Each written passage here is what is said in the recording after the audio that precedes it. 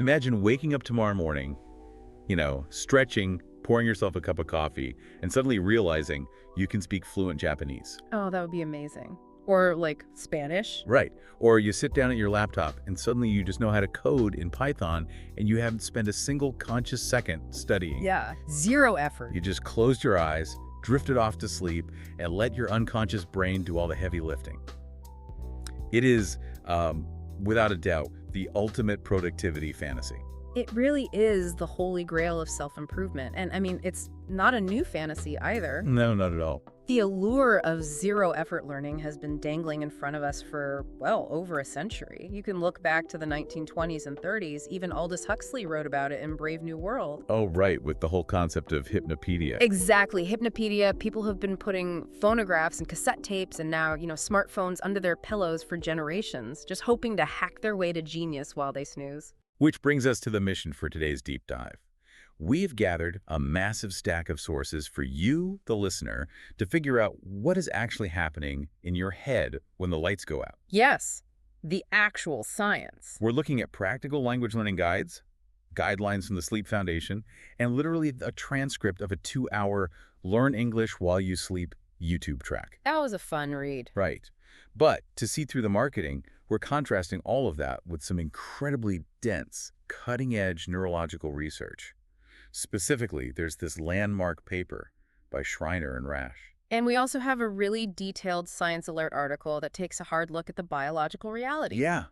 Our goal is to separate the sci-fi fantasy of hypnopedia from the actual scientifically proven ways your sleeping brain processes information. And that distinction is crucial, Yeah. because while the fantasy of absorbing a language from scratch while you're unconscious is, well, biologically flawed, the actual science is incredible. Yeah, what your brain is doing in the dark is far more fascinating than the myths. It's highly active, incredibly precise, and it's directly applicable to how you process and retain everyday information.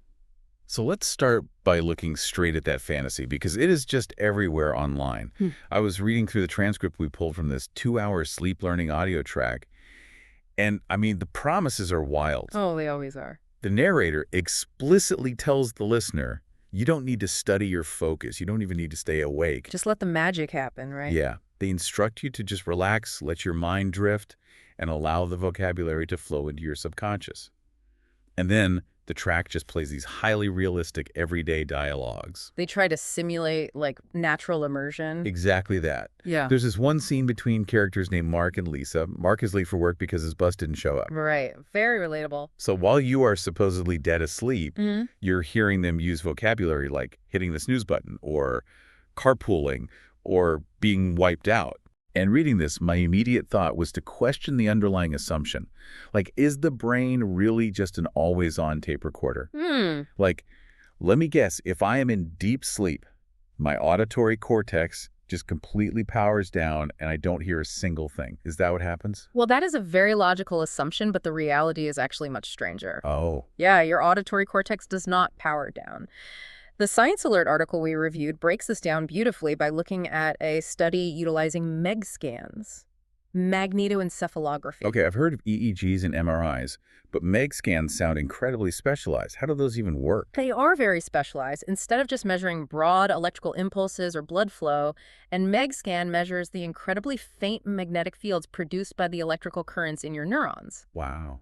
It gives researchers astonishing temporal resolution. I mean, they can see brain activity millisecond by millisecond. That's crazy. So in this study, they hooked up 26 participants to the MEG scanner and monitored them while awake, and then again while they were in slow-wave sleep.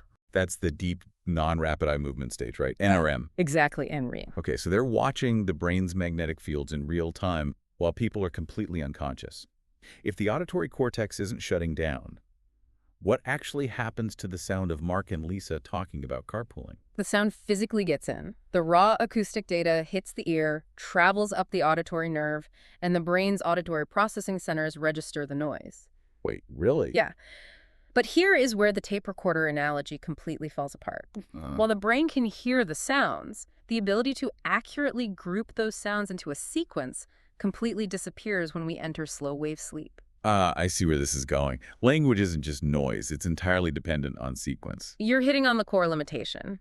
During slow wave sleep, the higher order brain structures that analyze statistical regularities, the parts that build sequences, they deactivate. Okay. If you hear the phrase snooze button while awake, your brain instantly recognizes the sequence of those syllables and links it to a concept. Right, an annoying alarm clock. But in deep sleep, your brain hears the acoustic properties of snooze and button, but it lacks the active networking required to string them together into a new concept. Oh, wow. Because the sleeping brain cannot build sequences, there is a hard biological limit on learning complex, brand new information from scratch. Okay, let's unpack this.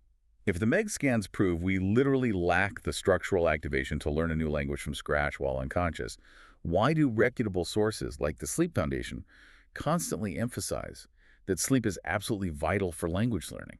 Because that requires a shift in how we define learning. We really have to draw a hard line between acquiring new information and consolidating what we already know. Okay. You cannot acquire Spanish vocabulary from scratch while snoring. But if you shift the focus to consolidation, sleep transforms from a passive state of rest into your most powerful cognitive tool. So scientists used to think sleep was just a passive shield against interference, like putting caution tape around a wet painting so no one bumps into it while it dries. Yes, that was the assumption for decades. You go to sleep, you stop taking in new visual and auditory data, and therefore your new memories aren't overwritten by the chaos of daily life. Makes sense on the surface. It does, but the paper by Thomas Schreiner and Bjorn Rasch completely dismantles that passive model. They detail the active system consolidation theory. Active being the key word there. Exactly. If I can try to map this out with an analogy, tell me if this works. It's like the brain's hippocampus is your computer's RAM. Okay, I like that. During the day, you learn the Spanish word for apple. That memory goes into the RAM. It's holding all your open tabs. It's fast, but it is incredibly fragile. Yes, very fragile. If your computer crashes or if you just open way too many tabs, you lose that data. That analogy holds up perfectly. The hippocampus is an amazing temporary workspace, but it has limited capacity. Right. For long-term storage, those fragile files in the RAM need to be permanently written to the hard drive. And in human neuroanatomy, that hard drive is the neocortex. So the hard drive is the cortex. Yep. What Schreiner and Rasch highlight is that during slow-wave sleep, the hippocampus actively replays the fragile memories formed during the day and physically routes them to the neocortex for long-term integration. The brain is literally hitting save while we sleep. Yes, it is. But mechanically, how is it doing that? I was looking at the Schreiner and Rasch paper, and it is just full of dense neurological terminology. It is very dense. They talk about sharp wave ripple complexes, upstates, and sleep spindles. It sounds like quantum physics. Yeah. What on earth is a sharp wave ripple complex? Let's break that down because it is the engine of memory. Imagine a sharp wave ripple complex as a highly synchronized burst of energy. Okay. Millions of neurons in the hippocampus fire together in a fraction of a second, effectively packaging that daily memory like the Spanish word for apple and shooting it up toward the cortex. Okay, so the ripple is like the carrier pigeon delivering the message. Yes, exactly. But I also saw the term upstate. The paper mentioned the cortex has to be in an upstate to receive it. Think of the upstate as the receiving window. The cortex isn't just passively waiting around. Its neurons oscillate between active and inactive states. Oh, I see. An upstate is the exact millisecond where the neurons in the cortex are primed, electrically active, and firing together in perfect harmony. So the hippocampus times its ripple to arrive exactly when the cortex is in an upstate, ready to catch the package. Exactly. The timing is crucial. That timing is unbelievable. But where do the sleep spindles fit into this? Sleep spindles are brief bursts of high-frequency brain activity, and their role is protection. They act as a localized shield for this delicate transfer process. Protection from what? The paper said they isolate the cortex from outside noise, but how does a brainwave physically block sensory input? Are they, like, muting the ears? Not the ears, but the relay station. Sleep spindles originate deep in the brain in a structure called the thalamus. The thalamus, okay. The thalamus acts as the grand central station for sensory information. When you hear a sound, it goes to the thalamus first, which then routes it to the cortex. When a sleep spindle fires, it physically inhibits the neurons in the thalamus, temporarily shutting the gate. It stops the auditory signals from traveling up to the cortex. That is wild. It's a physiological do not disturb sign hanging on the door of the cortex, so the hippocampus and neocortex can do their data transfer in peace. It is a remarkable mechanism. Though we should note the blockade isn't absolute. Semantic discrimination is partially preserved, meaning the brain is still doing a very basic security sweep of the environment. I would guess that means it's listening for danger. Like, I might sleep through a car alarm down the street, but if someone whispers my name, I wake up instantly. That is the perfect example. Studies show that if someone says your own name while you are in NREM sleep, your brain produces a completely different electrical signature than if they say a random word. Wow. It also reacts uniquely to incongruent sentences that violate basic logical expectations. So the brain remains a passive sentinel, monitoring the environment for critical threats. But it deploys those sleep spindles to heavily guard the internal work of memory consolidation. Exactly. Here's where it gets really interesting, because once scientists mapped out this incredibly precise dance of ripples, upstates, and spindles, they didn't just write a paper and go home. No, they didn't. They realized that if they understood the mechanism, they could hack it. And that leads us to targeted memory reactivation, or TMR. TMR is a brilliant, non-invasive way to manipulate the brain's natural saving mechanism. I was blown away by the methodology of the Dutch and German study in our sources. Let's walk through how they actually pulled this off. Sure. Researchers took a group of native German speakers and had them study a list of Dutch vocabulary words during the evening. This was just normal, conscious, waking study. Right. Then they hooked the participants up to monitors and let them go to sleep. Once the participants entered that deep, slow-wave NREM sleep, the researchers quietly played the Dutch words back to them through speakers. Crucially, though, they only played the Dutch cue words, no translations. Right, just the cue. And the results are staggering. The next day, the participants who heard the Dutch words while sleeping had significantly improved recall of the German translations compared to words that weren't played. It's amazing. And just to rule out the idea that more auditory exposure simply equals better memory, they had an awake control group listen to the same audio track during the day. That awake group saw zero memory benefit. The hack only works while the brain is in deep sleep. Which serves as a flawless validation of the active system consolidation theory. By playing the Dutch word during NREM sleep, the sound bypassed the thalamus just enough to act as a trigger. Okay. It artificially signaled the hippocampus to reactivate that specific fragile memory trace and prioritize transferring it to the neocortex. They basically forced the brain to move that specific file to the front of the line for the hard drive. Now, when I first read this, my immediate hypothesis was, why not play the translation too? Yeah, you would think so. Right. If I am a German speaker and the speaker plays the Dutch word Hund, surely if the audio immediately follows it with the German word Hund, my brain will link them tighter. I'd assume that would double the retention. The researchers had the exact same hypothesis. They assumed providing the feedback would strengthen the neural connection. But they were wrong. They were completely wrong. Yeah. When they played the Dutch cue, immediately followed by the correct German translation, the memory benefit vanished. It was completely blocked. That seems entirely counterintuitive. Yeah. And the paper noted it wasn't just the translation. If they played the Dutch word followed immediately by a random beep, the benefit was also destroyed. Yes. Why would a tiny beep ruin the whole transfer? If the spindle is shutting the gate, shouldn't the brain be protected? It goes deeper than the spindle blocking external noise. This phenomenon reveals the sheer, delicate nature of neuroplasticity. The brain requires processing time. Processing time. When the sleeping ear hears the Dutch cue, it triggers a cascade. Theta wave activity increases, a sleep spindle generates, and the brain attempts to synthesize an upstate to receive the memory. It begins the very delicate chemical process of stabilizing that synapse. Okay, I think I see it. It's like taking a photo with a vintage Polaroid camera, exactly. The flash goes off, that is the Dutch cue word. The camera spits out the film, and the image slowly starts to develop. But if you immediately grab that film and shake it aggressively or flash a bright light directly onto it, which would be the translation or the beep, you ruin the film. Yep. The image never sets.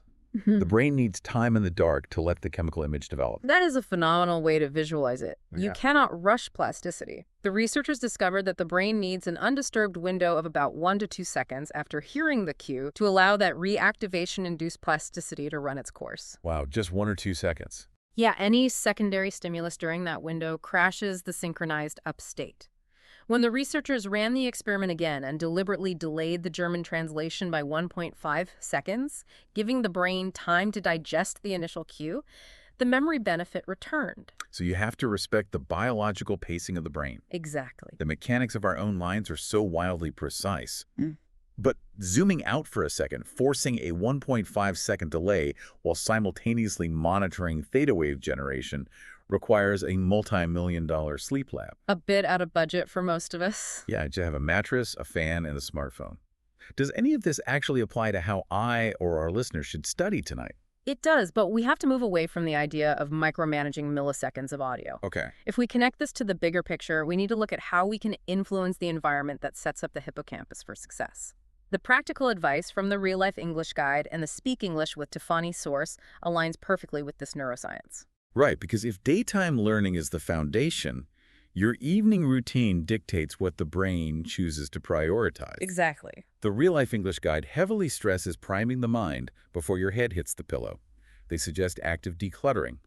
They specifically mention using meditation apps like Insight Timer. Which makes total biological sense. Stress and anxiety elevate cortisol levels, and high cortisol severely impairs the function of the hippocampus. That makes sense. If your temporary workspace is cluttered with anxiety about a meeting you have tomorrow, that is the data your brain is going to be wrestling with, not the vocabulary you studied at lunch. Meditation lowers cortisol and clears the RAM. They also recommend reading inspirational literature right before sleep. They mention books like Think and Grow Rich, Stephen Covey's 7 Habits, or Carol Dweck's Mindset. Setting a positive tone. Yeah, the objective is to push positive concepts and target language vocabulary into the hippocampus right before the slow wave cycles begin. They even suggest reading your study materials out loud to record your own pronunciation. And tying that back to the targeted memory reactivation science we just covered, the most actionable takeaway is how you use audio at night. Okay, so no 2-hour YouTube tracks. Definitely not. Do not try to play a YouTube video for 500 brand new words. Instead, listen to a quiet audio track of the exact material you already studied that day as you drift off.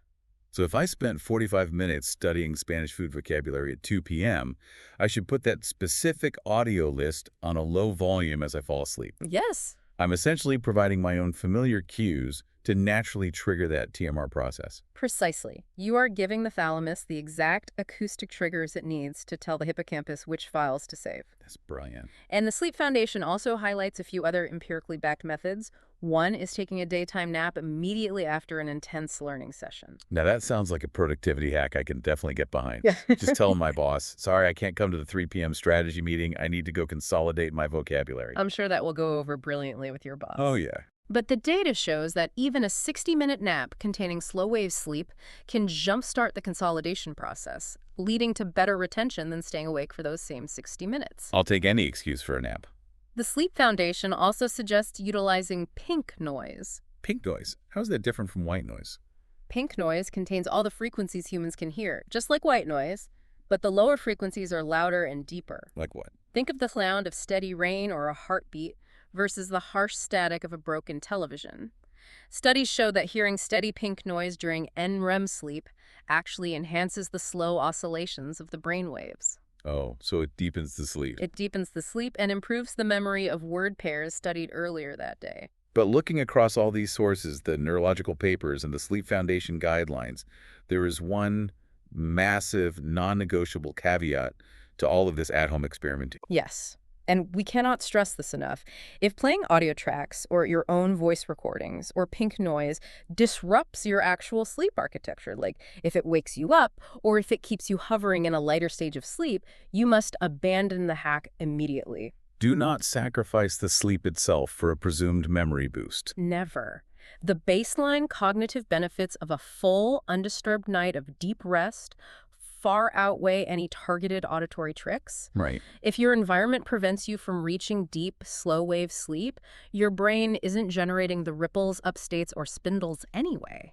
Quality rest is the physiological prerequisite for all of this. So what does this all mean? To bring all of these moving parts together for you listening, you can safely throw away the fantasy of putting a textbook under your pillow and waking up a genius. Sadly, yes. You cannot magically absorb a new language from scratch while you're unconscious because the biology of your sleeping brain simply doesn't allow for the sequence processing required to understand new concepts. But while sleep isn't a magic classroom, it is arguably the ultimate study tool.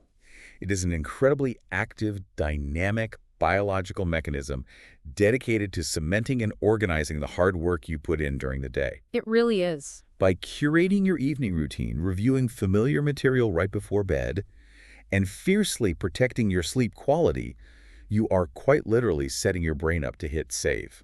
It is a profound shift in perspective. It reframes sleep from being a biological tax of lost time into being the most critical phase of active cognitive enhancement. It totally changes how I view those 8 hours. Before we wrap up, though, there is one final thread from this research that we need to pull on. Okay.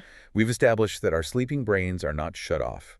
They're actively listening, scanning the environment, and using audio cues to trigger memory consolidation, which leads to a rather unsettling thought.